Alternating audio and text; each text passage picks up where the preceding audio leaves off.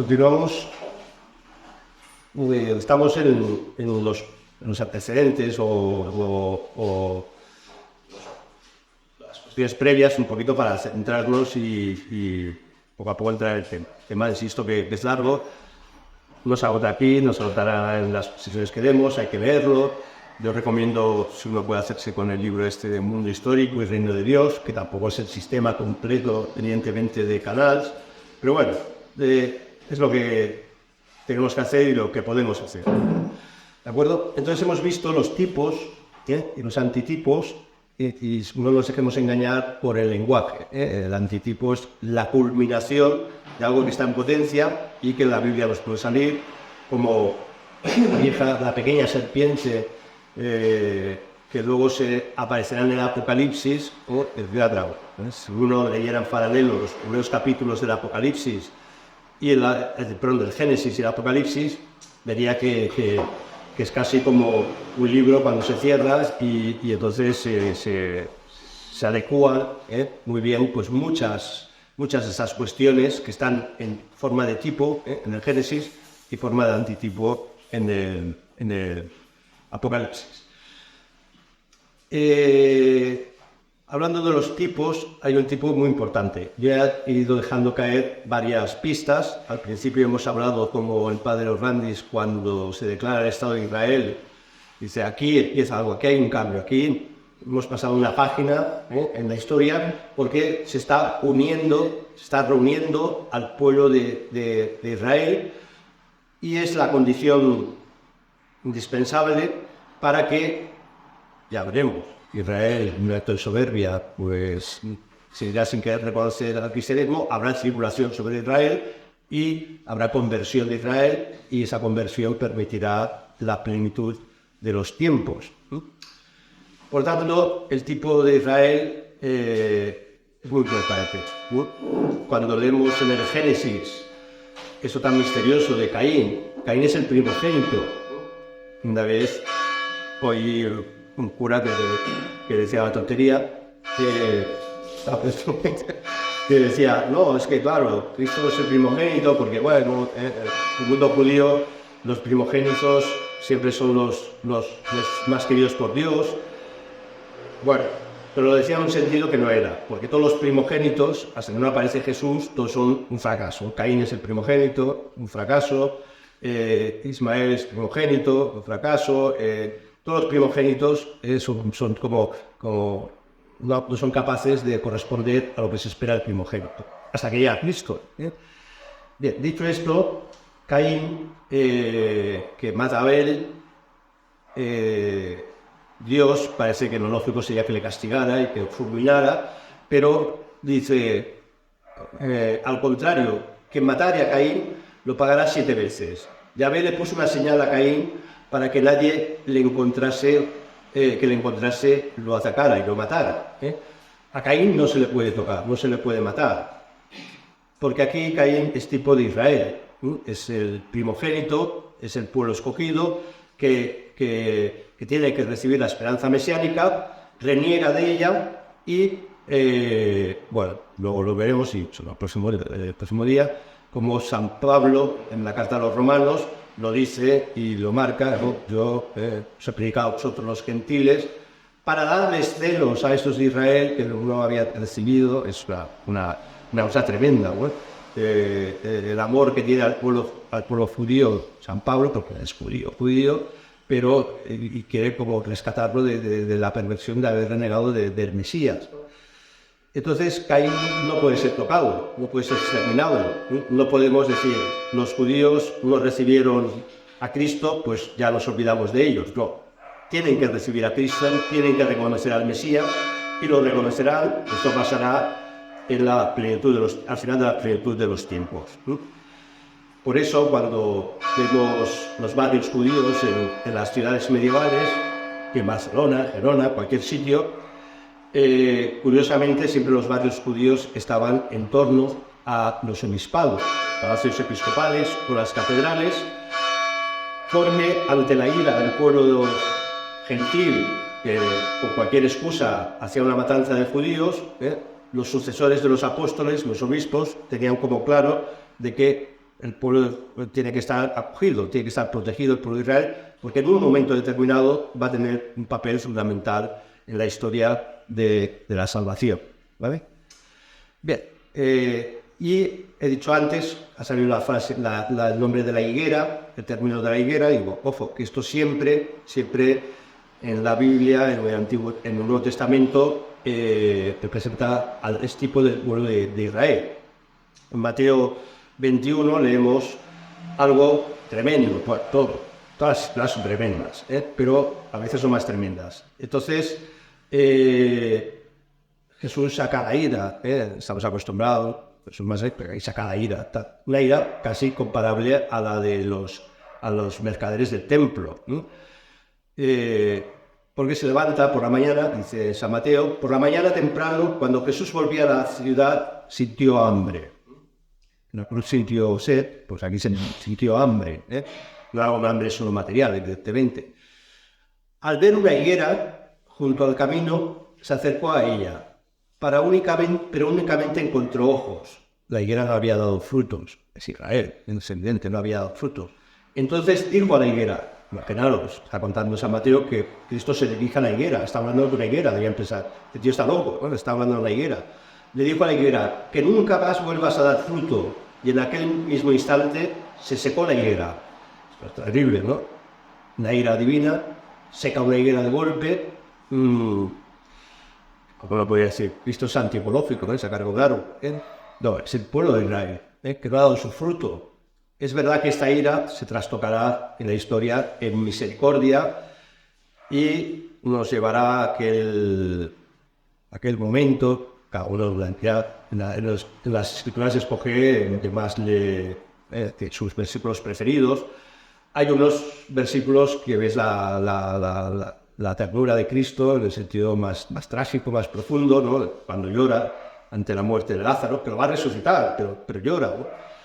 Pero hay otro que a mí siempre me ha llamado la atención por la profunda ternura que muestra ese texto hacia el pueblo de Israel, que es cuando en Mateo 23 dice, Jerusalén, Jerusalén, que matas a los profetas, ¿cuántas veces he deseado reunir a tus hijos como la gallina reúne a su polluelo, ¿no? Esta imagen,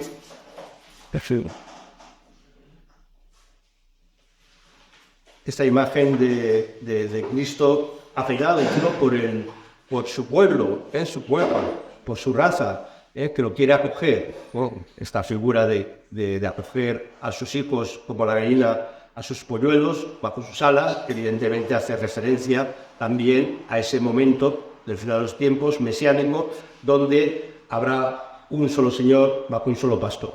Se unirán los gentiles y los judíos bajo un solo Señor, un solo pastor. Bien, pues aquí está claro, la figura de la higuera, que es maldecida. ¿Y por qué la higuera? Porque la higuera es un árbol, empieza como semilla, se desarrolla. El reino mesiánico empezará como un grano de mostaza, lo veremos enseguida, y se irá desarrollando, y así es descrito en los evangelios. Y esto nos permite entender lo que es la Iglesia. La Iglesia, permítaseme la expresión, no es algo estático en el sentido, pues ya está, sino que tiene un desarrollo, pero en un sentido muy especial. Vamos a ver esta idea de Iglesia como tipo, e Iglesia o reino de Dios como tipo y reino de Dios como antitipo. Se ha dicho, y es verdad, y lo he comentado antes, que se puede hablar del reino de Dios, no el reino de los cielos, una cosa misteriosa, no sé cómo explicarlo, e intentaré explicarlo más adelante. El único evangelista que utiliza la expresión reino de los cielos es San Mateo. Los demás, cuando hablan del reino de Dios, están hablando, digamos, no hacen esta alegoría que han utilizado tantas veces los progres, como decir, bueno, el reino de los cielos, la cosa que está para allá, es absurdo, porque entonces, si rezamos el Padre Nuestro cada día y pedimos, venga a nosotros tu reino, pues que venga aquí, ¿no? No pedimos, llévanos a tu reino de los cielos, venga a nosotros tu reino. Esto es lo que estamos pidiendo. Por lo tanto, en esta evolución, en un sentido correcto, que se ha especificado teológicamente cómo puede ser. La gracia puede ser el reino de Dios en nosotros, en nuestro corazón. Y cuando estamos en gracia, Cristo reina en nuestra alma, Cristo reina en nuestros corazones, y eso es reino de Dios, ¿no? Pero es tipo. En ese sentido, ya lo he dicho antes, ojo que muchos cuando predican dicen, bueno, el reino de Dios está en el corazón, en tu alma, y con tu sensibilidad, y ahí te apañas. Y fuera de eso no está Cristo. Eso es absolutamente erróneo. Porque también se dice de la Iglesia la expansión del reino de Dios. La Iglesia es la expansión del reino de Dios. Y lo encontramos en innumerables parábolas. Todos los evangelios, constantemente, Cristo está predicando ese reino. El grano de mostaza, por ejemplo, va creciendo y por todo el mundo y predicar el Evangelio. Es algo que se va extendiendo. Esto es lo que en el siglo XIII San Buenaventura llamaba la iglesia dilatada. Él habla de tres formas de entender la iglesia comenzada, la iglesia dilatada y la iglesia consumada. Bien, vamos a intentar explicarlo. Esto lo explica en las colaciones in examenum, en el libro del Examenón. Ese es un estilo de exégesis sobre los 6 días de la creación. Los 6 días de la creación. Dios crea el mundo en 6 días, el séptimo descansa. El análisis de la creación, de los días de la creación, a lo largo de la Edad Media, pues dio lugar a muchas exégesis, incluso antes, lo encontramos en la Ciudad de Dios, y es como explicar cómo se expande la Iglesia a lo largo de la historia hasta que al final sea consumada. Esta Iglesia dilatada ha dado lugar a explicar esto, ha dado lugar a problemas teológicos o dificultades teológicas. Había autores como San Agustín que explicaban, bueno, Dios crea el mundo en 6 días, al séptimo descansa, retomando lo que dice San Pedro en su segunda carta: para Dios 1000 años son un día y un día son 1000 años, pues esos 6 días de la creación son como 6000 años.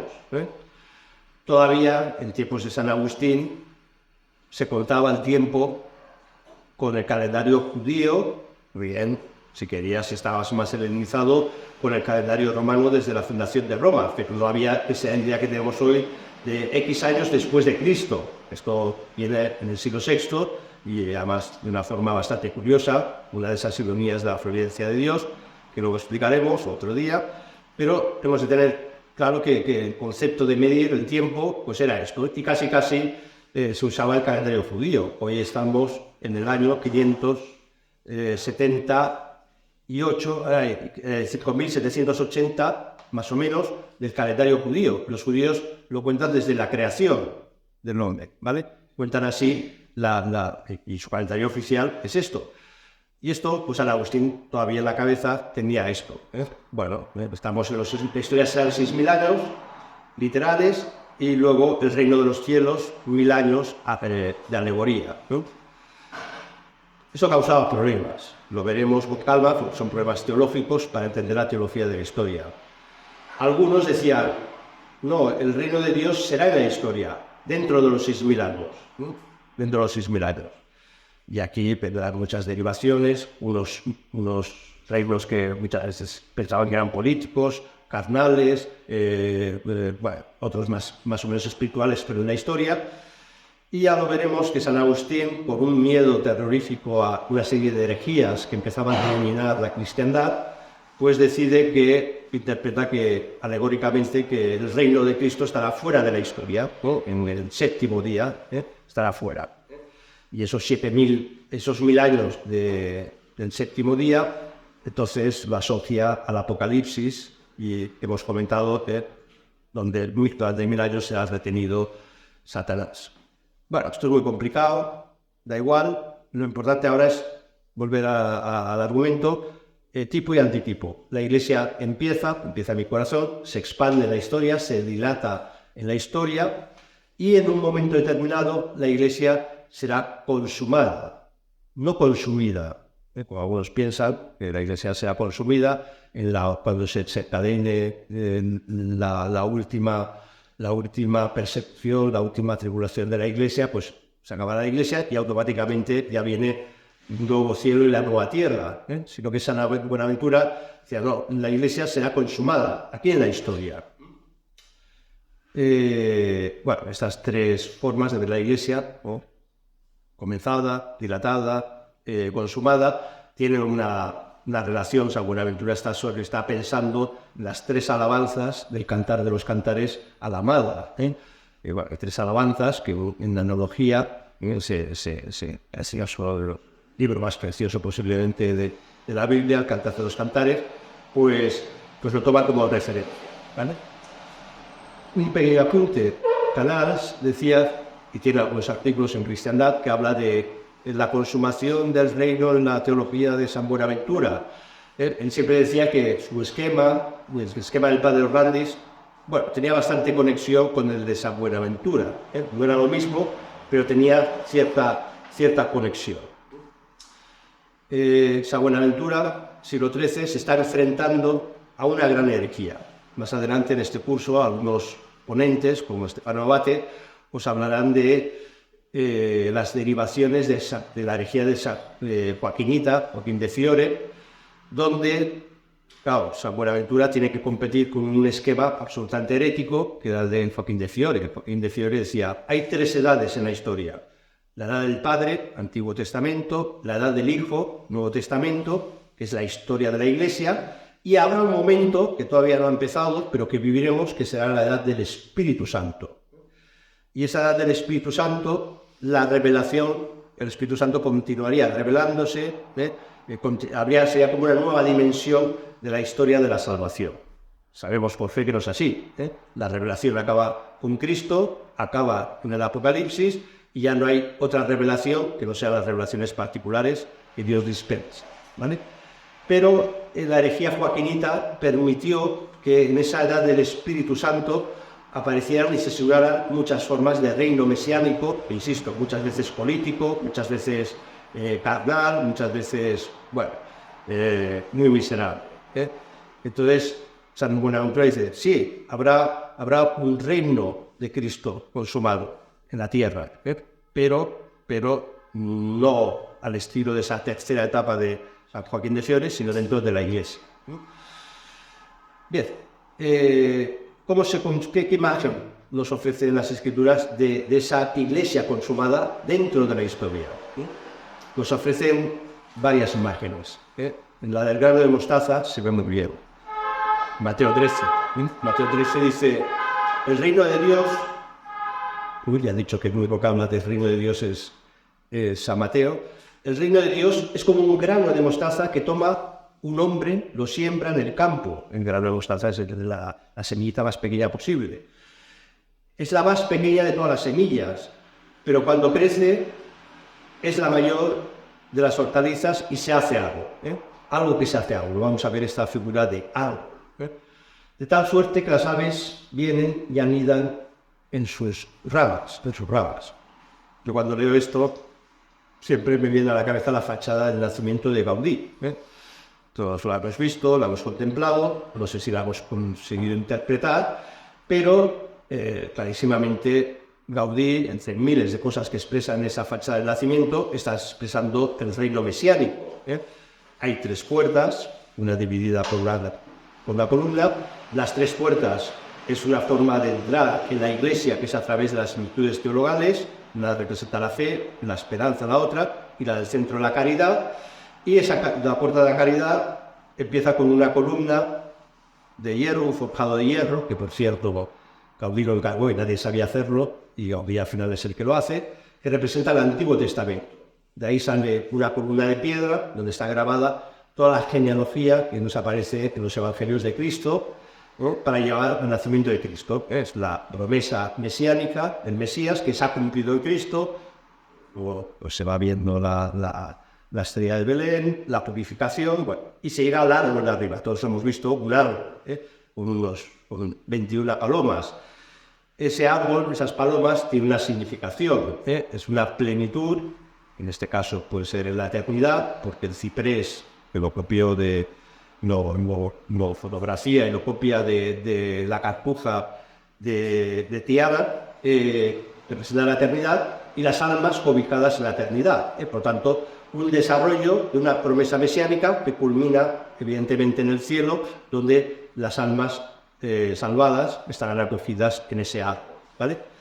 Bien, es una figura, es una representación simbólica de una realidad que además tiene una concomitancia con un libro del Antiguo Testamento profético, que es de Daniel, Daniel 4, capítulo 4 de Daniel. Es una cosa misteriosa, porque tiene un sueño, el Nabucodonosor, de un árbol grande, un árbol que sube hasta el cielo, un árbol donde abajo se cobijan las fieras a su sombra, figura también del reino de Cristo, y las aves anidan en sus ramas. Y dices, pues esto es un sueño del reino mesiánico, que se está cumpliendo. Pero dice, literalmente, un vigilante baja del cielo. Una analogía de la segunda venida de Cristo, que desarma ese árbol, manda a cortar sus ramas, tiene que pasar los 7 tiempos. Bueno, todo esto que es muy misterioso, se puede incluir, y podemos decir algo muy sencillo, que es que ese gran árbol que llega hasta los confines de la tierra, cuando Daniel interpreta a Nabucodonosor este sueño, le dice, este árbol eres tú, no es el reino mesiánico, este árbol eres tú, y ha de ser destruido para que venga el reino que esperamos. Bueno, esto tendrá lecturas que iremos completando o interpretaciones, que es que ese árbol es un imperio que intenta llegar al cielo. Volvemos al tipo y al antitipo. Babel, la torre de Babel es la soberbia humana que intenta llegar al cielo, ¿no? Pero Babel es una ciudad. El imperio persa ya es un imperio, dice Daniel, que se extiende hasta todos los confines de la tierra. Bueno, con esto podemos incluir, dejamos aquí apuntado, que cuando llegue el reino de Dios, por el momento del reino de Dios, primero vamos a vivir un tiempo, un imperio global, un imperio antiteístico, un imperio anticrístico, un imperio pseudo-mesiánico. Esta expresión aparecerá en el Catecismo de la Iglesia Católica, que creo que a ver si nos da tiempo de verlo hoy, cuando habla del final de los tiempos. El Catecismo de la Iglesia Católica allá avisa que va a venir precedido de un gobierno pseudo-mesiánico, un poder pseudo-mesiánico. Esto es, alguien quiere hacer de Mesías para confundirnos y que no aceptemos el verdadero reino mesiánico que estamos esperando. Bien, por tanto, esta sería como un tipo de la idea de la Iglesia consumada. Un contratipo, que es este falso imperio que pretende sustituir al imperio mesiánico. Y también podemos abordar una cosa muy interesante, que es como cuando hablamos de la Iglesia dilatada, también hablamos de que los tiempos son dilatados. Al contrario de lo que creían filósofos racionalistas ilustrados como Kant, ¿no? Que la historia, incluso el marxismo, que la historia era como una especie de evolución cuasi matemática, absolutamente racionalizable del desarrollo de la historia, incluso se podrían especificar etapas, ¿no? Bueno, ante esto Dios opera de otra forma. Los tiempos que se dilatan significa que se acortan, se alargan, depende de Dios, ¿no? Cuántas promesas o cuántas advertencias hace Dios que permiten dilatar los tiempos. A Nínive, ¿no? Pues si hacéis penitencia, no será destruida. Penitencia, Nínive no será destruida. Su tiempo se prolonga en la historia, se le permite esa gracia. Bien, vamos a ver algunas cosas que uno, cuando las lee los evangelios, a lo mejor no atiende, pero luego dice, anda, sorprendente, porque nos está diciendo que Dios es el Señor de la historia, no solo de mi alma, sino también de la historia. Bien, todos sabemos, lo cuenta Lucas, el capítulo 4, la famosa situación en que Jesús ya tiene discípulos. Jesús y va recorriendo ya las comarcas y va a la sinagoga de Nazaret. La sinagoga de Nazaret va a leer, le toca leer el libro de las profecías de Isaías y de esta profecía de Isaías. El Espíritu del Señor está sobre mí porque me ha ungido para anunciar a los pobres la buena nueva. Siempre que las profecías se habla de los pobres, anunciar la buena nueva a los pobres, siempre es el reino mesiánico, siempre. Por eso el comunismo es una falsificación del reino mesiánico, porque pretende la redención de los pobres. Es una falsificación del reino mesiánico. Bien, Jesús, nos imaginamos ahí en la sinagoga, abre la Torá y empieza a leer el Espíritu, a proclamar el Espíritu del Señor sobre mí, porque me ha ungido para anunciar a los pobres la buena nueva. Me ha enviado a proclamar la liberación de los cautivos y la vista a los ciegos, para dar libertad a los oprimidos y proclamar el año de gracia del Señor. Bien, sí, esto se ha cumplido hoy. Todos se quedan espantados y mirando, dice el evangelista. El año de gracia. El año de gracia es lo que ha servido para la tradición de la Iglesia para proclamar los jubileos. Un año de gracia, un año de perdón. Pero Isaías, cuando está proclamando el año de gracia, es el año en el cual el Mesías vendrá. Y el pueblo de Israel lo tiene que reconocer. Es el año de gracia. Con lo cual, parece que la vida pública de Jesús, por lógica, tenía que ser un año. Pero nos encontramos cuando Juan empieza en su evangelio a explicar la vida pública de Jesús. El evangelio de Juan no es sinóptico, ¿vale? Significa que no es como los demás, que van más o menos periodificando y relatando temporalmente lo que va haciendo Jesús. O sea, Juan ya es un evangelio muy maduro, está pensando en tipos, es muy catequético, y empieza la vida pública de Jesús con las bodas de Caná, ¿no? Siempre que salen las bodas, luego veremos una parábola también aparece una boda, siempre es algo esponsal, la boda es algo esponsal, y además es el encuentro, es algo mesiánico, porque es el encuentro de la esposa con el esposo, ¿no? La Iglesia es la esposa, Cristo es el esposo. Bueno, todos conocemos las bodas de Caná. La Virgen María, cuando se entera que no hay vino, pues le machaca a Jesús para que haga algo. Eso le lleva a una especie de extraña contestación de Jesús, como diciendo, dice, ¿qué tengo que ir contigo, mujer? Y dice, todavía no ha llegado mi hora. Muy bonito, porque está diciendo Jesús, no es la hora de la manifestación del Mesías, todavía no ha llegado mi hora, no ha llegado el año de gracia. Pues podríamos deducir que gracias a la Virgen María pues se dilata el tiempo. Los años del año de gracia, en vez de uno, se convierten en 3, que son los 3 años de la vida pública de Cristo. Porque si no, no se entendería que Cristo, que no ha llegado mi hora. Como si el plan de Dios no tumba a la Virgen María y dilata la gracia, dilata la posibilidad de la redención. Por si hubiera dudas, en Mateo 8 hay una situación también tremenda, que es que se aparecen 2 endemoniados, el relato es tremendo, salían de los sepulcros y asustaban a la gente, y por ese camino nadie quería pasar. Y Jesús va por ese camino, y los apóstoles dirían, mejor ir por otro lado porque aquí hay los locos absolutamente endemoniados. Y entonces los endemoniados se lanzan contra Jesús al grito de ¿qué tenemos nosotros contigo? ¿No? Fíjense que a la Virgen María le dice Jesús, ¿qué tengo yo contigo, mujer? Ahora los diablos son los que le dicen, ¿qué tenemos nosotros contigo, Hijo de Dios? ¿Has venido aquí para atormentarnos antes del tiempo?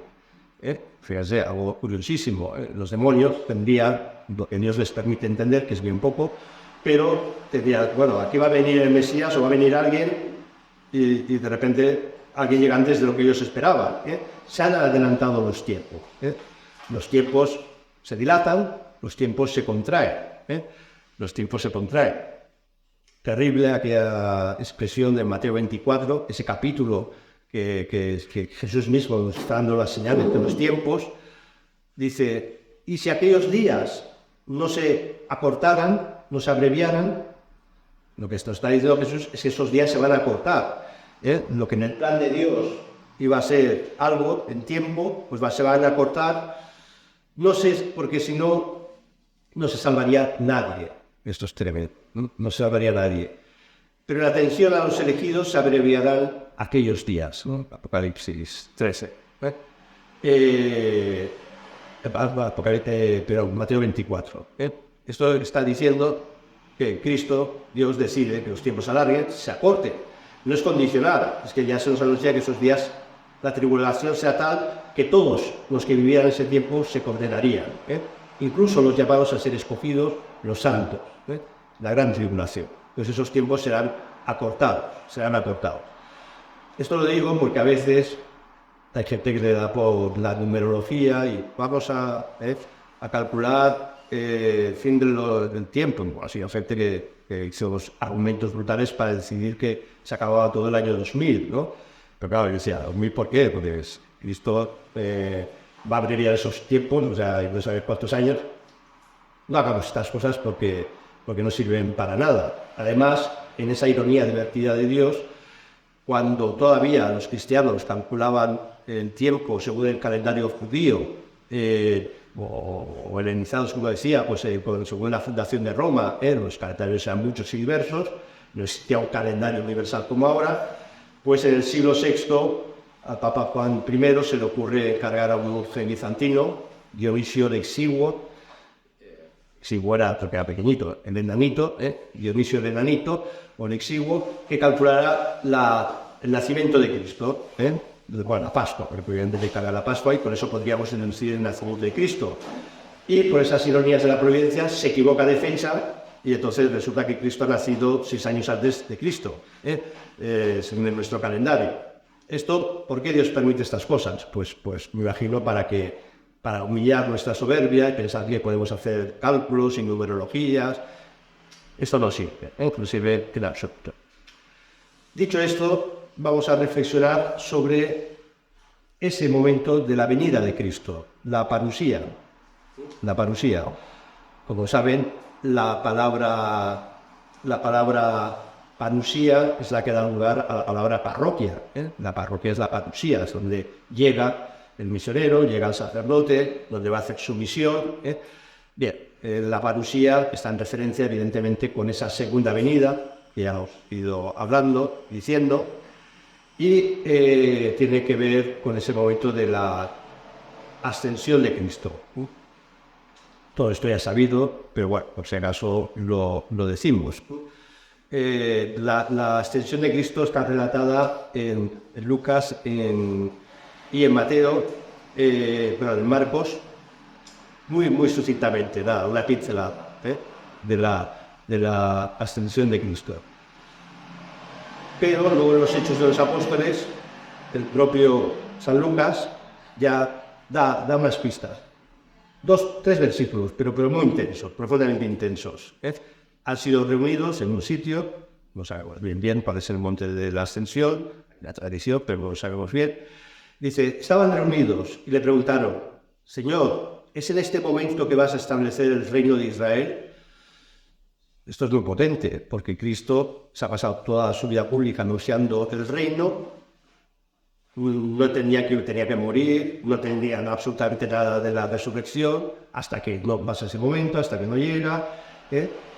Y todavía entienden, Cristo ha resucitado, pero entienden que todo esto, el leitmotiv de todo esto es que tiene que venir el reino. Por eso se lo preguntan. ¿Vas a establecer el reino de Israel? Como conscientes de que la misión de Cristo no se ha acabado. Como diciendo, ahora empieza el reino de verdad. Él les contestó, no os toca a vosotros conocer el tiempo y el momento fijado del Padre con su autoridad. Esto siempre lo repetimos y hay que decirlo. Cuando ves a algún loco por ahí que anuncia el final de los tiempos en el año no sé qué, en el mundo protestante cada 6 meses, bueno, cada mes aparecen 3 locos que anuncian el fin de los tiempos, hay que decirles, oiga, si ni Cristo como hombre lo sabía, Cristo como hombre le estaba vedado saber el final de los tiempos, como Dios lo sabía, pero como hombre no. ¿Quién más desgraciado como yo voy a saberlo, no? Esto es evidente, ¿no? No está a vosotros, no os toca a vosotros el tiempo y el momento fijado por el Padre, por su autoridad. Es decir, es el Espíritu Santo que vendrá sobre vosotros, y seréis mis testigos por toda Samaria, Judea, hasta los confines de la tierra. Está enviando la iglesia dilatada, que San Buenaventura interpretaba, les envía a esto. Y entonces asciende a los cielos y el ángel que aparece ahí dice: aquel que habéis venido, que veis ahora subir, vendrá tal como lo habéis visto subir al cielo. Es la segunda venida, ¿vale? Esta es la segunda venida. Me parezca mentira, hay intérpretes que dicen: no, hay tres venidas. Bueno, no, dejémonos, hay la primera venida de Cristo, carne para la Navidad, y la segunda venida de Cristo en estos momentos. Por eso, cuando ahora entremos en el Adviento, de hecho la lectura de hoy ya era del Apocalipsis, y ya entraremos en las lecturas de Adviento en las dos primeras semanas, son claramente lecturas sobre el final de los tiempos, ¿no? Sobre el final de los tiempos, para que no olvidemos estas dos venidas. Estamos preparando la Navidad, sí, que es rememorar el nacimiento de Cristo, encarnado en la historia, pero también la segunda venida, que cumplirá aquello que no ocurrió con la primera venida, que es la conversión de los judíos, que no ocurre con la primera. Bueno, esto es lo que esperamos. Esto está evidentemente pues, en los Hechos de los Apóstoles. Intensamente se comunica la idea del reino de Dios con la vuelta a la segunda venida de Cristo, la necesidad de expandir el Evangelio. Vamos a hacer unas reflexiones sobre esta segunda venida. Lo primero que hay que hacer es evitar la curiosidad. Esto hace mucho daño al espíritu. Hay un texto, un librito, que es el Padre Pacios, un sacerdote fallecido, un santo, muy sabio, pero muy humilde, y yo no sé si era profesor de griego en la Universidad de Barcelona, Canals era catedrático de metafísica en la Universidad de Barcelona. Yo creo que uno sabía del otro, no he visto que uno citara al otro, pero sí que es muy potente esta obra. Es la pasión de la Iglesia, Luego, si da tiempo, la citaré algo más. Esta obra, si la pueden encontrar, pues la recomiendo, es muy difícil de encontrar, pero, digamos, una reflexión sobre el final de los tiempos, hecho desde una teología muy sencilla, pero muy profunda. El Padre Pacios fue teólogo consultor en el Vaticano II, y, bueno, tuvo siempre un apostolado muy intenso, pequeños grupitos, un santo sacerdote. Entonces, habla de esto, de nuestra disposición, ¿no?, ante el final de los tiempos. Dice: solo podrá salvarnos entonces la fe sencilla y exenta de toda curiosidad, en la que ya ahora debemos ejercitarnos. Decía, pues esto, en la fe sencilla, exenta de toda curiosidad. Porque, siguiendo los textos de Mateo 24, dice: surgirán por doquier muchos pseudocristos, pseudoprofetas, etcétera, etcétera. Bueno, esto lo digo porque, siendo muy sabio, era muy humilde y avisaba de esta tentación, ¿no?, de querer ensoberbecernos, creyendo que sabemos cuándo va a acontecer todo esto. Yo me he encontrado gente tonta, muy tonta, y en conferencias pregunta al conferenciante: bueno, ¿cuándo será esto, estas señales, tales apariciones marianas y tal? Porque yo quiero vivir esos tiempos. Esta cosa es tonta, ¿no? Porque va a ser la gran tribulación, una tribulación como nunca jamás en la historia. Hasta los santos se van a condenar, serán derrotados. Dios permitirá que los santos sean derrotados. ¿Tú quieres vivir esto? Esto está ahí. Bueno. Otra cosa es que hay que estar atentos a las señales de los tiempos. Son las paradojas de Cristo. El Evangelio está lleno de paradojas divertidísimas, algunas, ¿no? Todos sabemos cuando está en la barca, está Cristo durmiendo, todos ahí, los apóstoles, la gran tormenta. Y entonces, todos, Señor, despierta, que nos hundimos. Y el Señor durmiendo. Claro, y vos les echan la bronca, ¿qué decís? Pues yo aquí, da igual, ¿eh? Ahora, cuando están en el huerto de Getsemaní, se duermen los apóstoles, son los que se duermen, es al revés, ¿no? Y entonces, les echan una bronca. Los apóstoles podrían haber dicho, oiga, tú te dormiste en la barca, ¿no? Pues ahora me toca a mí dormirme, ¿no? El reino de los cielos es como una lámpara que se tiene que poner encima de una montaña para que se vea. Y luego, en otro pasaje, el Evangelio te dice, el reino de los cielos es como un tesoro, escóndelo y que nadie lo vea. Oiga, Señor, ponte de acuerdo, ¿no?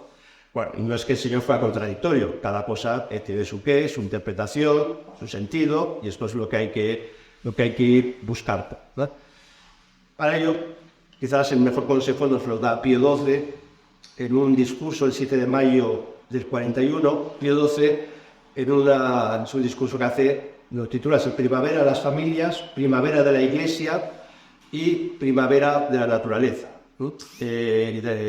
La primavera de la Iglesia no tiene nada que ver con esto de la primavera en concilio, que es una cosa que nos hemos sacado de la manga. La primavera de la Iglesia es la Pascua, ¿verdad? La Pascua, cada año que celebramos la Pascua, esa es la primavera de la Iglesia. Y entonces dice, en este discurso dice, no esperéis revelaciones extraordinarias de los designios divinos sobre nosotros. Se os revelarán poco a poco en sucesiones de hechos y en incidencias de cada día de la vida.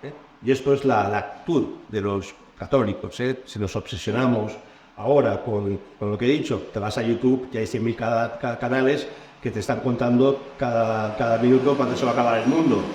Eso hay que huir, eso es la curiosidad, eso hay que huir.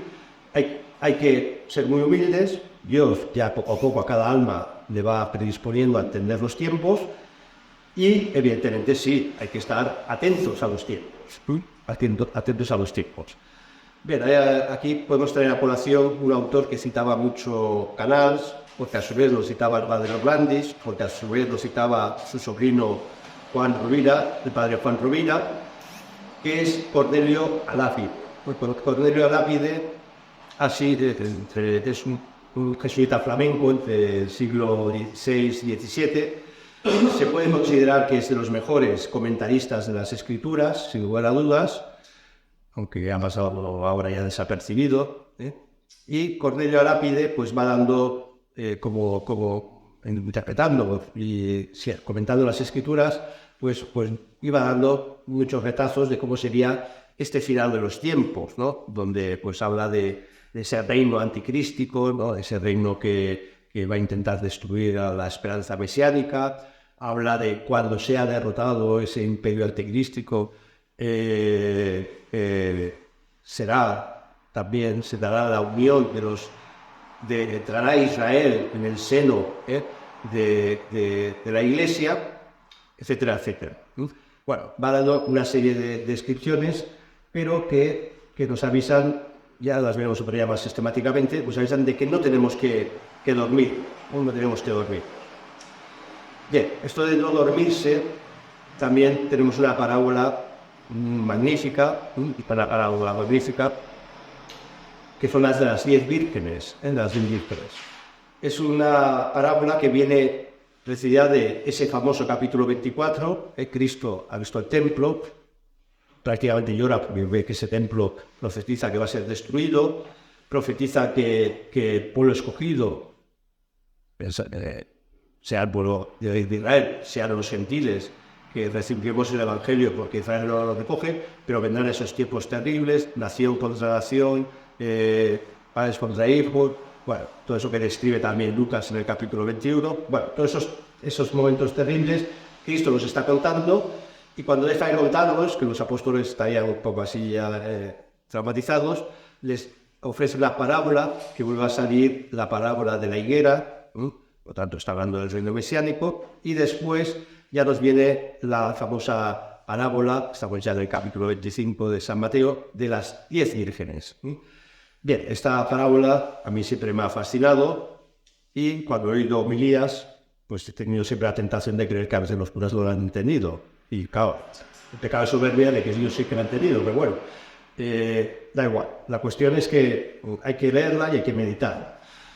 Es evidentemente una parábola sobre los últimos tiempos, la de las 10 vírgenes, porque son las 10 vírgenes que están esperando al esposo, ¿no? Es el encuentro, como hoy también se ha leído, por cierto, en el Evangelio, el encuentro, pero en la lectura del Apocalipsis, el encuentro de la Jerusalén celeste, la iglesia, con su esposo. O sea, que se relata en el capítulo 21 del Apocalipsis, ¿no? Es un encuentro esponsal. Antes hemos dicho que San Juan empieza con las bodas de Canaán, es una figura esponsal. En las parábolas de las 10 vírgenes tenemos ese encuentro esponsal. Las vírgenes es evidentemente la iglesia, primero porque la virgen representa la consagración, los consagrados a Dios, y el aceite de las vírgenes pues es la gracia. Esto es lógico que no tiene más allá. Pero lo que yo creo que a muchos se les escapa de esta lectura de esta parábola es lo siguiente. Bueno, estaban las vírgenes, las necias, que son las que no cargaron aceite, no llevaban aceite, y luego estaban las prudentes que llevaban aceite. Bien, como el novio tardara, estaban esperando, y aquí viene la clave, se adormilaron todas y se durmieron. Fantástico, ¿eh? Esto está diciendo, esto es una parábola sobre el final de los tiempos, que todo el mundo se va a quedar dormido, ¿eh? O sea, que esta especie de necesidad de estar atentos a los tiempos, a la señal de los tiempos, incluso los buenos, las vírgenes buenas, las vírgenes prudentes, se durmieron, ¿eh? Podemos vivir, posiblemente viviremos tiempos que hasta los buenos no se van a enterar, ¿eh? Se van a quedar dormidos, ¿eh? Entonces, cuando llega el grito, ya está aquí el novio, ya se está desencadenando el final de la historia, lo único que las que habían permanecido en la gracia, aunque se habían quedado dormidas, despistadas, diríamos hoy en día, de tantos católicos despistados, pero bueno, si ves la gracia, ante la llegada, pues bueno, aún entrarás, ¿no?, en el banquete. Y las otras, pues por necias, cuando van a buscar aceite ya llegan tarde y se quedan fuera, son desterradas. Ábreme, Señor, pero le dice, verdad, los conozco. Y vuelve a repetir otra vez, verdad, porque no sabéis ni el día ni la hora. Ni el día ni la hora. Bueno, esta parábola, insisto, es muy importante porque, decía el padre Orlandis, cuando comentaba su teología de la historia, decía, uno de los signos de los tiempos es que precisamente la gente, los católicos, habrán perdido la noción del final de los tiempos. O sea, uno no será conscientes de que estamos viviendo el final de los tiempos. Y es paradójico, pero sí, pero es así. Es como cuando llegue el tiempo de los gentiles, ya explicaré este concepto otro día, porque ya veo que no nos dará tiempo. Cuando llegue el tiempo de los gentiles, que es el tiempo de las naciones, que hemos recibido el Evangelio, porque los judíos porque lo han rechazado, en la medida que el Evangelio se extienda a todas a los confines de la tierra, deducimos, por el capítulo 24 de San Mateo, que en ese momento también vendrá la apostasía. Así que vemos la aparente contradicción, pero no está. Tú lo decía Canals, insistía. No es contradictorio que el Evangelio se extienda por toda la tierra con la apostasía. Entre otras cosas, porque solo puede haber una apostasía universal si previamente el Evangelio se ha extendido. Y entonces él contaba como las grandes expansiones del Evangelio, las tenemos en la primera gran expansión por todo el Mediterráneo, podríamos decir, privilegiadamente la segunda gran expansión es a través del Imperio Español, y la tercera gran expansión es a partir del siglo XIX, precisamente con sacerdotes y órdenes religiosas expulsadas de la Francia revolucionaria, que empiezan una labor misional que se extenderá por África, se llegará hasta Asia, las grandes misiones francesas en la Asia, etc., donde ya se puede decir prácticamente que el Evangelio ha llegado a toda la tierra. Pero en un siglo, también el siglo XIX, donde la apostasía individual y colectiva se empieza a manifestar de forma absolutamente radical, ¿vale? Bien, ante esto, Canals sí va a aportar, porque ya cuando ocurre esto que voy a contar ahora, ya el padre de Reyes había fallecido. Canals se encontraba, digamos, muy emocionado en un momento determinado cuando es nombrado, es elegido Papa Juan Pablo II. Juan Pablo II es elegido Papa en el año 78. En el año 78 Polonia es un país comunista, ¿no? Es un Papa que viene de ahí, de las penumbras del mundo comunista, ¿no? Y poco después de ser nombrado Papa, pues las editoriales empezaron a sacar este libro de Signo de Contradicción, Karol Wojtyła, ¿no? Donde se esboza lo que se va a llamar la nueva teología, ¿no? De hecho, lo dice el propio libro, Karol Wojtyła. Pequeño paréntesis, Canals tenía muy claro, siempre, a veces la gente no se daba cuenta, pero a veces hablaba, Karol Wojtyła dice esto, y otras veces decía, Juan Pablo II dice esto, y no era arbitrario, porque distinguía muy bien cuando hablaba como Papa, Juan Pablo II, o cuando hablas como persona. Karol Wojtyła puede decir cosas, incluso puede decir tonterías, igual que y esto ahora lo hemos perdido, porque ahora vemos un papa, le hacen una entrevista al papa tal, no se están haciendo a la persona, porque un papa no hace entrevistas, el papa escribe encíclicas, lanza su magisterio, pero ahora estamos en esa confusión. Canals lo tenía muy claro, no, ahora está hablando Wojtyła como hombre, y ahora está hablando Juan Pablo II como papa, esto hay que distinguir. Entonces lo decía, ¿no? Karol Wojtyła en esta obra, que eran unos ejercicios espirituales que había dado a Pablo VI en el año 76, que él era arzobispo de Cracovia, y ya sabéis que los papas cada año pues, reciben ejercicios espirituales y escogen quién le va a dar los ejercicios. En este caso, Pablo VI había escogido a Karol Wojtyła, ¿no? El arzobispo de Cracovia, primado de Polonia, de un país comunista, y entonces aquí dice, Wojtyła dice en el signo de contradicción, nos encontramos hoy en los umbrales de una nueva escatología. Claro, esto para Canals fue algo brutal. Antes se ha preguntado, bueno, y claro, esto de la teología casi nadie habla. Es verdad, se había ido apagando poco a poco las reflexiones sobre la teología de la historia, y de repente alguien, un arzobispo de Cracovia, que después se ha elegido papa, está diciendo que ha empezado una nueva escatología. Esto es, viene a decir, podríamos traducir, que estamos en unos momentos, igual que al final de los tiempos, lo hemos dicho al principio, parece que la Iglesia amorosamente nos ha concedido, nos ha desvelado su misterio de San José, la potencia de San José, ¿no? Contra el mal, esa facturatoria, las facturatorias de San José, este terror de los demonios, ¿no? Es brutal, San José se da el poderío, ¿no? Frente al mal, frente al demonio. También los dogmas, los últimos grandes dogmas marianos para tener presente a la Virgen en esta lucha final, ¿no? Pues ahora también parecería, interpretado Canals, que de manos de la Iglesia nos venía la posibilidad de despertar a una nueva escatología, entender cosas que antes no se entendían. Bien,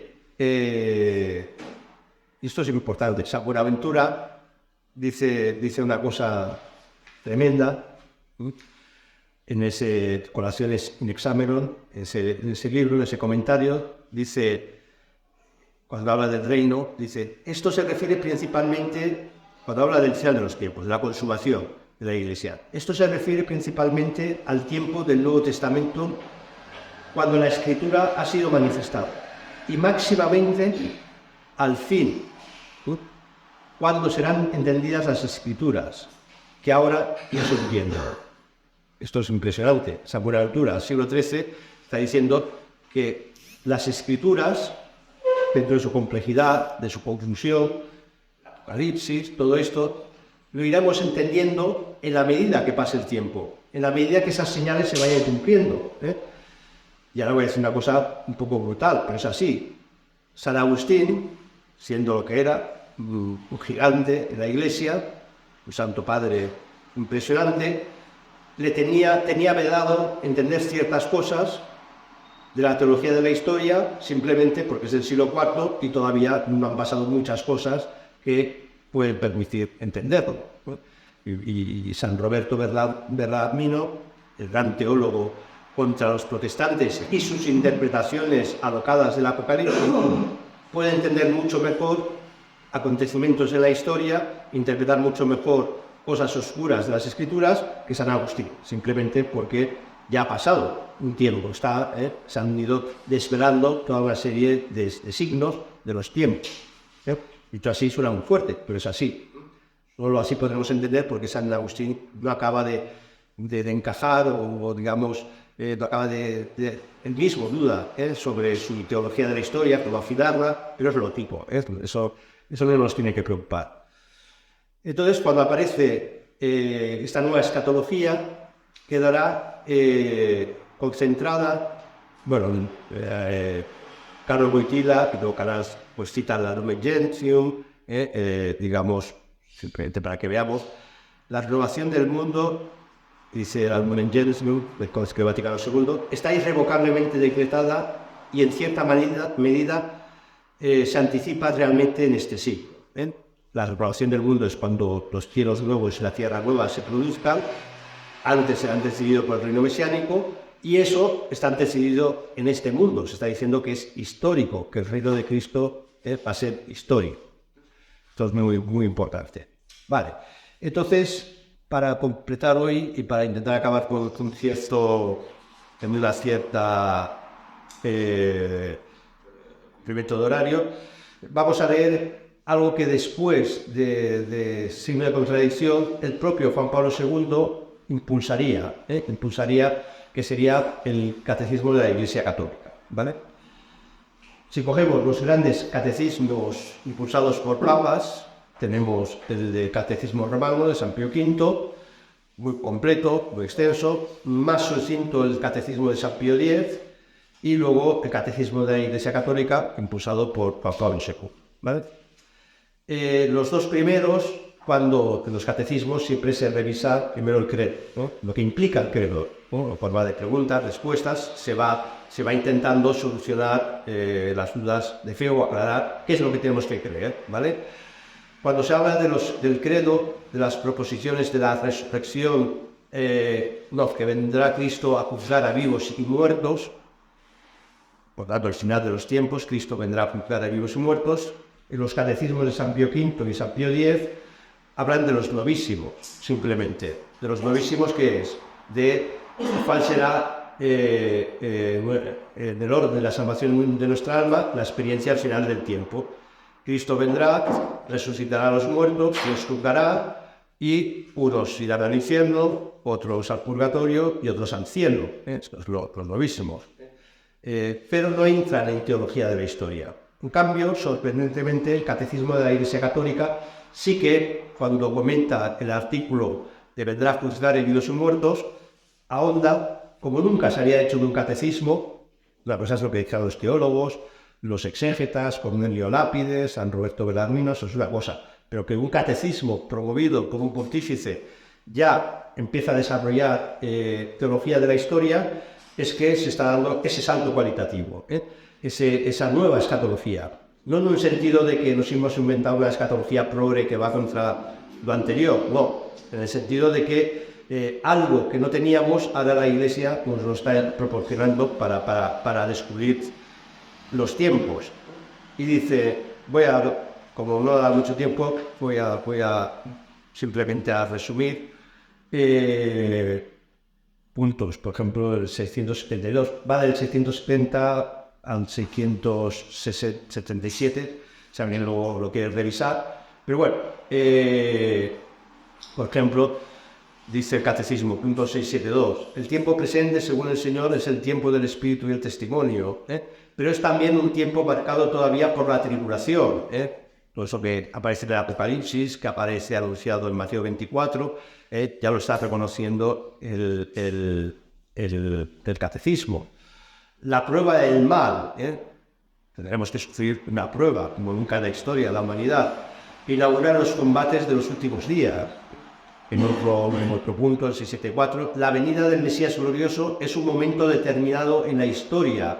Se vincula al reconocimiento del Mesías por Israel. Lo que he estado diciendo, que están algunos autores, que Canals, que Orlandis, decían, el reino mesiánico tiene que estar precedido por la conversión de los judíos, y la conversión de los judíos solo se producirá cuando se reúnan los judíos. Ojo, que la constitución del Estado de Israel es un signo clarísimo de los tiempos de que hemos empezado, se empieza a arrancar esta última etapa del final de los tiempos.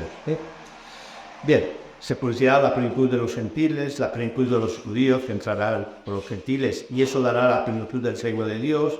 Bueno, cosas que ahora son muy largas, pero acaba el punto 677 con una cosa que va clarísimamente contra la idea progresista de la Iglesia.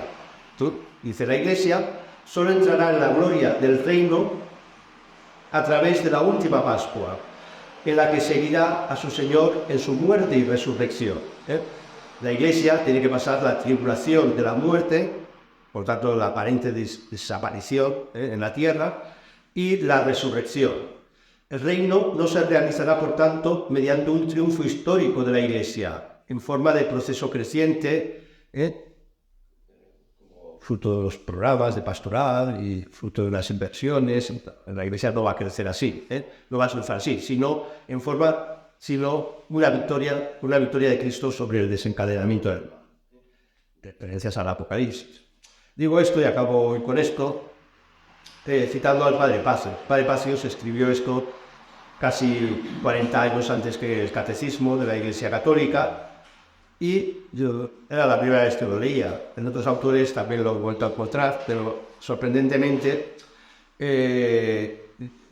esto es impresionante, como un sacerdote, digamos, anticipa 30, casi 40 años a lo que luego dirá el Catecismo de la Iglesia Católica, que es súper novedoso lo que dice el Catecismo.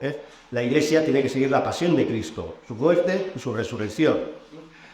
Dice así el Padre Pacios, dice, cuando lleguen estos momentos se arrojará el poder, ese poder anticrístico, se arrojará la máscara del irenismo. El irenismo es aquella doctrina que la paz mundial, todo es paz, todos tenemos que estar unidos, ese falso ecumenismo, eso que dice tan duro y tan profundo San Pablo en los Tesalonicenses, ¿cuándo vendrá el final de los tiempos? Cuando se diga paz y seguridad, la falsa paz, dice, ya lo dice el Padre Pacios, el poder anticrístico se quitará, irá de pacifismo hasta que se quite esa máscara, del irenismo y de la tolerancia, que hoy tanto se blasonan. Ya el Padre Pacios ya se da cuenta que cuando todo el mundo empezó a hablar tolerante, la tolerancia, eso era una trampa diabólica para hacernos pagar con ruedas de molinos lo que iba a ser pues el reinado del anticristo. Sigue diciendo, empezará la persecución más dura, más cruel, más metódica que jamás haya padecido la Iglesia, que nunca haya amenazado al creyente. Será la verdadera pasión de la Iglesia. Ahora la pasión de la Iglesia. La Iglesia tiene que pasar la pasión de Cristo. Es un cuerpo, esto tiene una teología. La Iglesia es el cuerpo de Cristo. Si el cuerpo de Cristo muere, y muere realmente en la cruz, la Iglesia tiene que morir.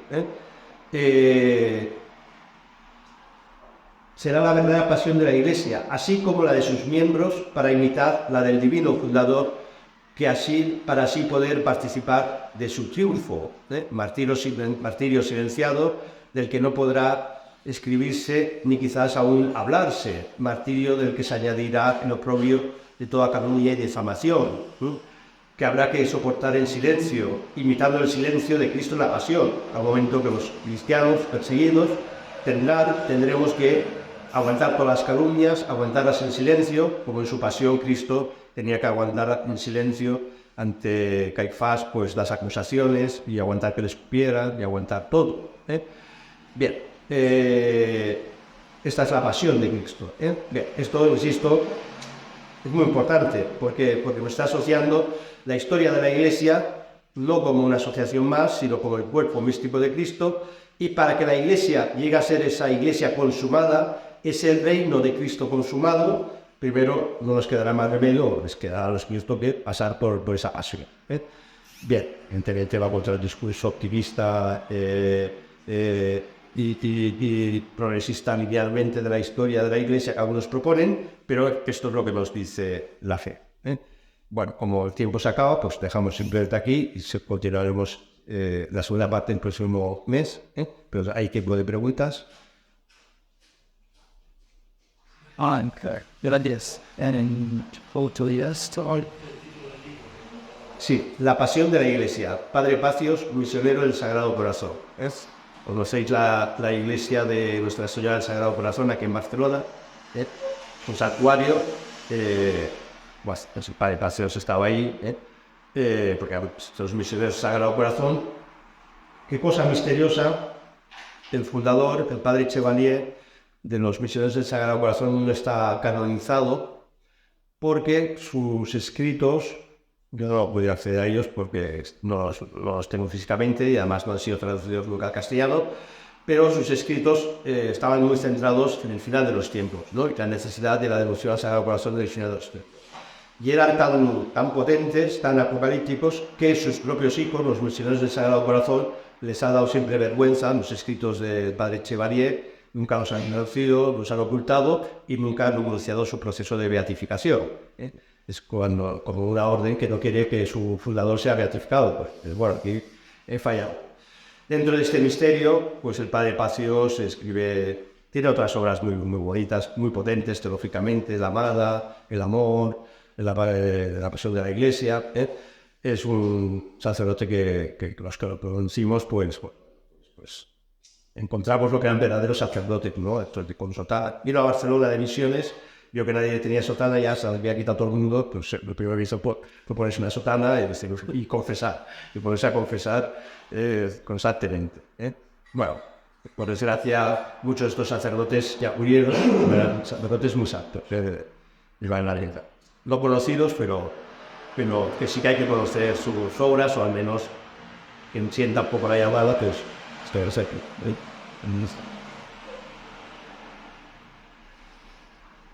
¿Alguna Sí, yo es que del mismo modo que viene del Evangelio y de un momento religioso, ahora, ¿no? Que se muestre, ahora que se oculte en de verdad incluido por lo de la cuestión material, la cuestión de la iglesia, que es como lo que tendremos que pasar. Me invade una duda porque, claro, hay que resistir, pero ahora hay que saber qué hay, qué padecer. Entonces, ¿en qué momento, bueno, pues el desarrollo de esta lucha metafísica interior, ¿no? De este discernimiento, uno dice, no, ahora, con esto, ahora es el momento de combatir, no, ahora es el momento de padecer. ¿Cuál es la...? Que uno fulano, sí, como esto. A mí a veces me pasa y digo, ahora, esto, pues, ya no me pasan por esto, y ya está, pues, bueno, no, tenemos que mejorar y tal, sí. A ver, lo que he leído de Pío XII es cosas, ¿no? Que dice, bueno, revelaciones extraordinarias lo vamos a tener, ¿no? Pero sí que cuando dice Pío XII que, bueno, y tampoco, Dios nos da la gracia para ir discerniendo. No pensemos que el martirio, o sea, es perfectamente legítimo, bueno, estudiar la martirología, es perfectamente legítimo y tan católico aceptar el martirio como lo hace como huir del martirio. No sé si me explico. El martirio lo tienes que aceptar, pero también si puedes salvarte, tienes que salvar, o sea, físicamente. Y eso para uno es discierno. Por eso cuando Jesús, en ese fascinante que hemos citado varias veces, capítulo 24 de Mateo, ve el templo y anuncia lo que va a pasar y tal, y dice, cuando veáis el templo, cuando veáis la abominación de la desolación, esto, el próximo día pues veremos un poco la figura anticrística, que la tengo muy equivocada por deformación, pero cuando veáis la abominación de la desolación, esto es el que el único ocupa el lugar del templo, el lugar de Dios, el templo, dice, no, las que estáis en no, los que estáis en los escogiditos, ¿no? O sea, que quiero decir, que no te está diciendo, ir ahí, ofreceros en martirio, ¿no? Ir al desierto. La figura del tipo que hemos visto del Apocalipsis, de la mujer coronada de estrellas, es arrebatada al desierto, para que pueda subsistir, ¿no? Estos abuelos dicen, bueno, en esos momentos, pues la iglesia tendrá que haber una iglesia catacumbas, que tenga que haber la iglesia, que salva la iglesia y tendrá que haber el papa, o que sea, que tenga que salir de Roma. Lo que hemos visto he contado históricamente, ¿no? Como Pío, imaginaros, ahora porque vivimos una falsa paz después de la Segunda Guerra Mundial, y están los papas en Roma y todo esto, y bueno, me parece que la cosa es estable, pero es que los papas eran arrebatados de Roma, arrebatados, secuestrados, tomados sus territorios, viajados. Pío soy un prisionero, ¿no? En el Vaticano. El pobre León XIII tiene que sufrir esta amargura. Pío XII todavía ese combate con el Estado laico italiano, pues es un combate a muerte, ¿no? Entonces, todo eso es prefiguración de cuando Roma se convierte en la Gran Babilonia, que es una cosa que explicaremos, sale en Apocalipsis. Lo que hemos vivido en la historia son prefiguraciones. Los papas han sido secuestrados, han intentado volver a Roma y sin mantenerse en Roma y luchar en Roma, y hasta que no llega Mussolini, se hacen los pactos lateranenses, la Iglesia está absolutamente anegada en el mundo, ¿no? Y entonces, gracias a eso se consigue el Estado Vaticano. Entonces, eso son prefiguraciones de algo que parecerá de luchas que iremos padeciendo, se irá padeciendo en la Iglesia, y en algunos momentos hay que resistir, en otros momentos hay que, como Santa Eulalia, que baja de Sarriá y balcón de aquí de Barcelona, el Concilio Romano, y su cristiana Matemé, o sea, que aquí no hay nada, o sea, cada uno va a discernir, pero salir huyendo a los montes, pues tampoco es un mandato de Jesús, ¿no? O sea, que cada uno lo verá en su momento. Evidentemente, cada uno tiene que seguir luchando por la salvación de su alma, por el bien común de su sociedad.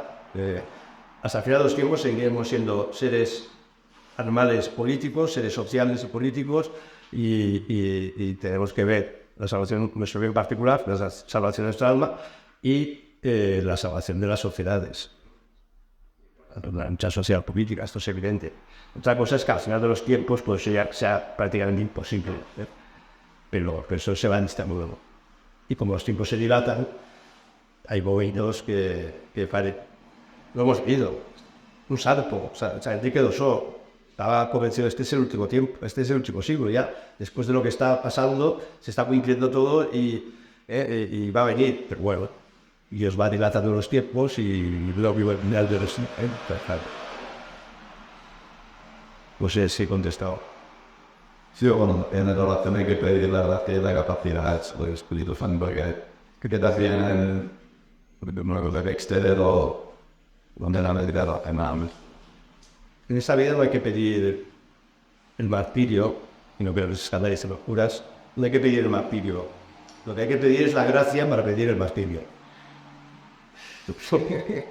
Porque si piensas el martirio es como la especie de qué chulo, ¿no? Y o sea, pide la gracia, que Dios te conceda la gracia de poder pedir santamente el martirio. Porque si no caeríamos en esto, ¿no? Muchas veces, ¿no? Pues ahora nos enfrentamos a todo y entonces traeríamos la desproporción, en la imprudencia, en mil cosas, ¿no? Y muchos mártires nuestros de la persecución del 36-39, cuando ya recogió sus vidas y tal, pues ya siendo seminaristas o muy jóvenes, pedían la gracia del martirio. O sea, quiere decir que luego Dios les tomó la palabra, ¿no? Pero cuando se pide la gracia del martirio, se tiene que haber discernido muy bien si está llamado a pedir la gracia del martirio. Para no ser de soberbia y te hago daño mal. No. Las preguntas.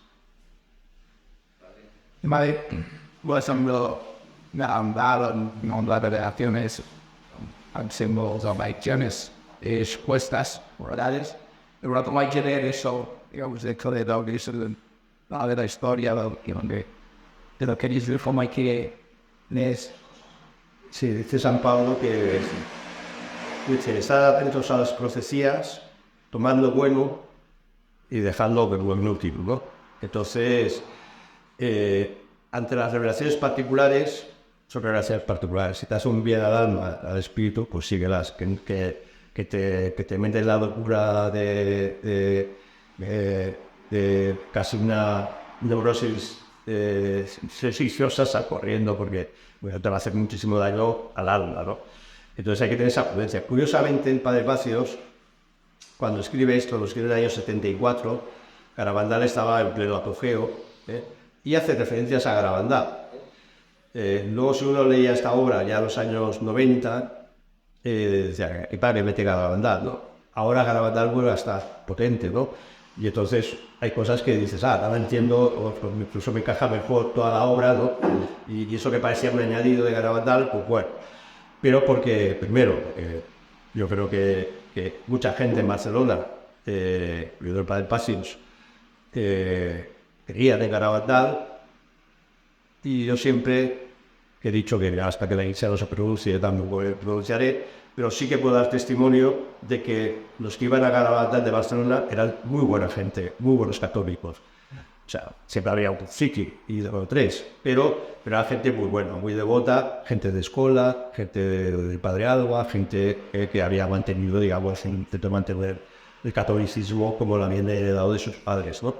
Y entonces eso decía mucho a favor de Garabandal. Hubo un momento que pareció que se extinguía prácticamente y ahora tenía una misteriosa resurrección.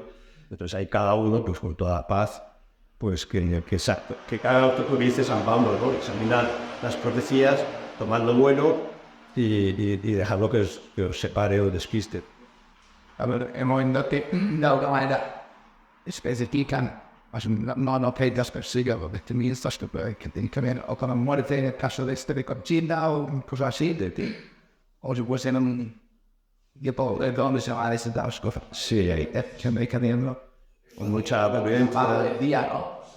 Igual que San Pablo, casi que vaya pegando Bilbao y que en ese momento va a ver más cosas. Y luego no puede, el hombre de la otra, nada aquí. Sí, sí. Cantate todo,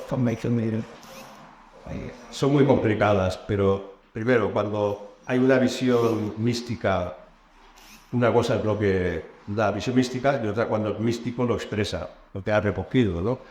Santa Catalina de Merí, de la cual la Pasión de Cristo, de su visión de la Pasión de Cristo, sale en la película, esto va de la película de la Pasión de Cristo, ella relata la Pasión de Cristo, y luego pues hay un literato que lo recoge de sus visiones, y también les mete un poquito de poesía y tal, entonces, espera, esto no es la visión, esto es lo que usted está haciendo, entonces estas cosas siempre hay que ir con mucho cuidado. Entonces, la teología de la historia está no para caer en esto, precisamente, ni para... Esto puede ayudar a algunas cosas bien discernidas a entender mejor la teología de la historia. Y la teología de la historia es esencialmente, para estar atentos a los siglos y los tiempos. ¿Y por qué? ¿Porque hay que celebrarlo? No, porque nuestra alma va a ser especialmente tentada y vamos a quedar confundidos y nos vamos a dormir como las vírgenes y entonces el que no esté atento, pues a lo mejor interpretará como nuestro querido Maritain, que decía, gran teólogo, alabado del siglo XX como el teólogo de los teólogos, que decía barbaridades del estilo que el Evangelio solo puede fructificar en una democracia, ¿no? Y tal. Entonces, claro, la teología de historia está para decir, no, espera, vamos a ver lo que es una democracia, ¿no? Y si en una democracia hay algo de soberbia, antiteístico y tal, ojo que es una prefiguración también del reino anticrístico, por mucho que te vote y por mucha democracia que sea, ¿no? Y esto es un poco la fuerza de la teología de la historia. Que Cadals decía que era centrada al pensamiento de Escola Cordis Jesu, porque Escola Cordis Jesu parecía, y el padre Hernández se le calificaba del hombre de los tres libros, ¿no? La Suma Teológica, la Historia de un alma, de Santa Teresita, y los ejercicios espirituales, ¿no? Y con eso iba configurando toda la espiritualidad y la inteligencia católica para que el alma fructificara y avanzara espiritualmente. Pero la teología de la historia para Brandis y sus discípulos era fundamental, porque él se estaba dando cuenta de que algo se estaba transmutando en la historia y estábamos entrando en otra dimensión donde íbamos a ser muy probados, ¿no? Y entonces había que preparar a los cristianos en estas categorías conceptuales para entender el Sagrado Corazón, la adopción. Ya lo veremos el próximo día, pero pensemos que en el año 25 Pío XI establece, o la quas prima se establece la festividad de Cristo Rey. Y además, ojo que no es una fiesta dedicada en nuestra encíclica posterior, Pío XI, ya viendo que los curas se iban despistando de los obispos sobre la idea de Cristo Rey, decía, no solamente es una idea sobre la creación del Cristo creador del mundo y del universo, porque ya las homilías de ahora, ¿no? Cristo, pocos y ya somos ecologistas, ¿no? Y todo, bueno, entonces, la festividad de Cristo Rey es la culminación, así te podemos hablar de tipo y antitipo. La festividad del corazón de Jesús es contra la frialdad de las almas, sobre todo contra los archivistas, descubrir otra vez el amor de Cristo. Y se culmina con Cristo Rey. Son dos fiestas absolutamente unidas, porque Cristo, que reina en los corazones, también va a reinar en las sociedades y es contra el liberalismo, contra el error y la herejía modernista del liberalismo que pretende que las sociedades estén desvinculadas de Dios. Y entonces, claro, esto, en el año 25, digamos, en su digamos, madurez intelectual, espiritual, se da cuenta de esto, ¿no? Y entonces, cuando formábamos a la gente, pensaría, no solamente las tenemos que formar en la devoción al Sagrado Corazón, como una devoción particular, especial y tal, sino como una devoción que nos va a permitir luchar contra este misterio de iniquidad que ya va avanzando. Entonces, esa es la idea. Que hay revelaciones particulares tan fantásticos y pueden apoyar y tal, pero que nunca sustituyan, digamos, lo que sea una reflexión dentro del magisterio de la Iglesia y las enseñanzas y sobre todo la entronización. Tenemos que dar mucha importancia a las revelaciones particulares que han sido interiorizadas en la Iglesia en su liturgia, ¿no? Sagrado Corazón, ¿no? La Faustina, la Misericordia, la Iglesia Misericordia, la festividad de Cristo Rey, porque eso la Iglesia lo está asumiendo realmente como verdad de fe para la salvación, ¿no? Lo demás son ayudas, las misiones. Más devoción a esta aparición, ¿no? Es que no te quedes ahí encerrado en eso y empieces a, como he visto gente, ¿no? que empieza a contar ahí días y meses para ver, o curas más divertidas, ¿no? En el caso de uno que está muy loco, que tiene mucha fama en estos sarmientillos, que siempre ya se ha equivocado 30 veces en el final de los tiempos, ¿no? El año 2000 no se equivocaba y tal, entonces iba corrigiendo sus gráficos y tal. Sí, entonces cuando alguien le decíamos, oye, el Señor dice que nadie sabe ni el día ni la hora. Entonces se escudaba. Sí, el Señor dice que no sabemos el día ni la hora, pero no ha dicho nada del año. O sea, que yo puedo adivinar el año. Ya, pagas, es lo arriba, bueno, porque estamos haciendo tonterías. Todo esto es para que nos mueva devoción al Sagrado Corazón, nos mueva devoción a la festividad de Cristo Rey, los casos recursos, ¿no? El Cristo Rey, lo que es ordenar las sociedades al imperio dulcísimo de Cristo, ¿no? Etcétera. Y esto no hay intención, claro, y entender así la historia también, porque ahora no hemos entrado porque es imposible, pero a ver si al próximo día podemos saber, lo hacía, nos explicaba, esto como está muy bien en Daniel, en las profecías de Daniel, como hay una sucesión de reinos, de imperios, que van a dar lugar al reino mesiánico. Y estos reinos, algunos ya se habían cumplido, el imperio asirio, Egipto, el imperio romano. No sé pensar que en el Antiguo Testamento y en el Evangelio siempre Israel está en relación con los grandes imperios, ¿no? El imperio persa, el imperio egipto, el imperio macedonio, las batallas de los macabeos y el imperio romano en el cual Cristo muere. Y se profetizan otros imperios que todavía no han acontecido en la historia, ¿no? Entonces, Carrals intentaba discernir con los grandes, esos reinos cuáles iban a ser y cómo nosotros podríamos incluir que algún día estaríamos en las puertas de esas grandes tribulaciones que darían lugar al reino mesiánico.